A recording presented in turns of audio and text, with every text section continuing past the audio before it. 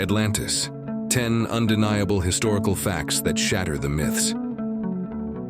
For centuries, Atlantis has fueled wild theories, a super-advanced civilization swallowed by the sea in a single night.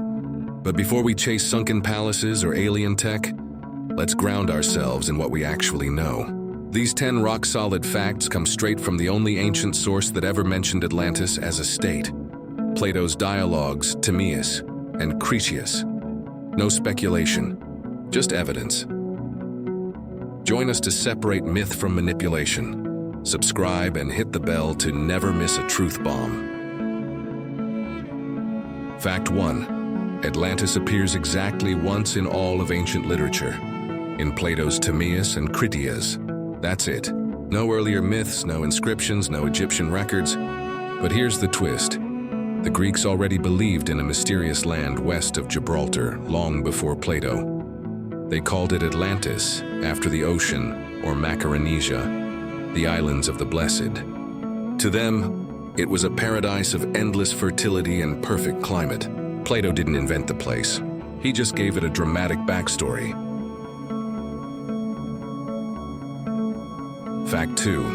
The dialogues aren't even about Atlantis. They're philosophical debates led by Socrates on building the ideal state. Atlantis is the villain in a war against ancient Athens, a foil to show what happens when virtue collapses. Most of the description matches standard Greek ideas about the islands of the blessed. Plato just added details: concentric rings of land and sea, advanced metallurgy, moral decay. It wasn't strange to his audience. It was familiar, and weaponized. Fact 3. The story doesn't come from some lost archive. It's told by a character named Critias, a famous Athenian admiral, who heard it from his grandfather, who heard it from the statesman Solon, who supposedly learned it from Egyptian priests in Sais. But here's the catch. Plato himself visited Egypt. He claims he first heard about Atlantis from Socrates, not the priests. So why the chain of transmission? It's a literary device, a classic Greek way to lend authority to a tale. And it worked. Little too well.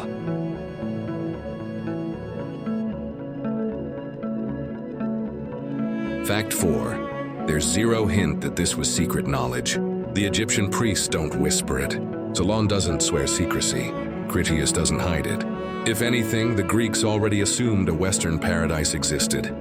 But until Plato, no one claimed Athens fought and defeated it 9,000 years earlier. That bombshell?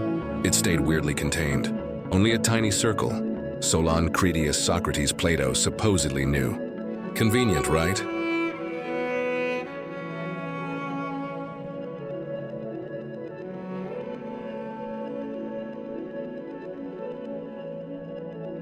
Fact 5. Plato wrote these dialogues in Syracuse, Sicily, not Athens. He was there twice trying to convince local tyrants to adopt his vision of a philosopher-run state. Think proto-fascism, rigid class system, eugenics, no democracy. It flopped hard. He barely escaped with his life. Timaeus and Critias were political blueprints disguised as history. Ancient Athens, the ideal. Atlantis, a warning.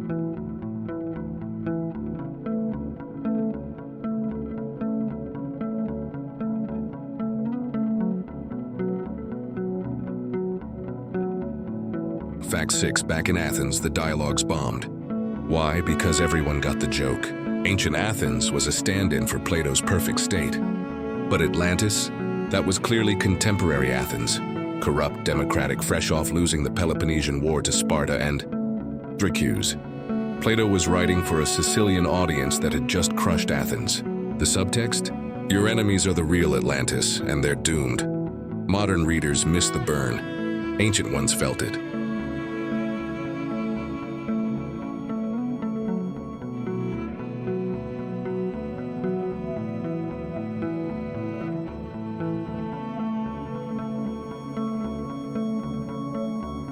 Fact 7. Here's the wildest fact. No Athenian ever claimed the 9,000-year backstory.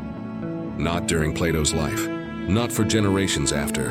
As long as the dialogues were read as political satire, which they were, nobody treated Atlantis as real history. The question of did it happen Didn't even come up. It was propaganda with an expiration date.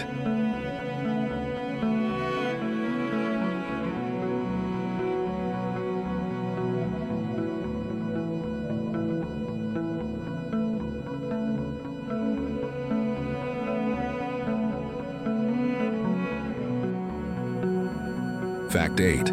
Atlantis isn't a pre-ancient civilization. According to the Egyptian priests in the story, it's younger than Egypt. They tell Solon straight, "Your Athens and our Egypt are old. Atlantis is the new kid." Plato used the best timeline he had. Herodotus thought Egypt was 13,500 years old. Today, radiocarbon says closer to 5,000. Plato wasn't lying. He was just working with bad data.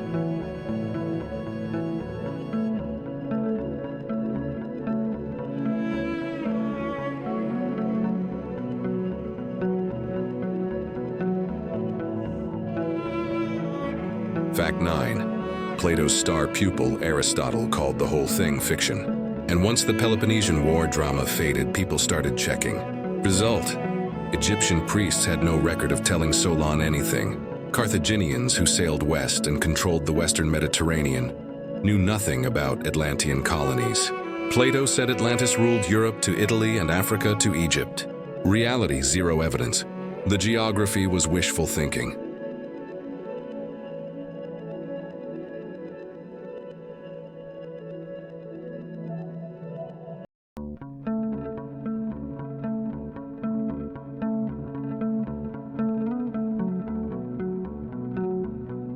Fact 10. The modern Atlantis myth?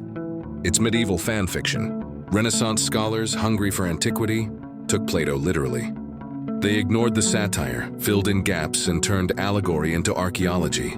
By the 20th century, we kept the name and ditched everything else. No rings, no war with Athens. No moral decay, just advanced lost civilization. The real story? 4th century BCE political hit piece that accidentally launched a 2,400-year obsession.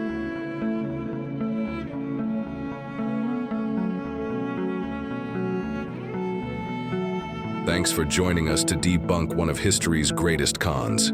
Like if you're shocked Plato trolled an entire civilization. Subscribe and turn on notifications. Next week we expose another ancient lie.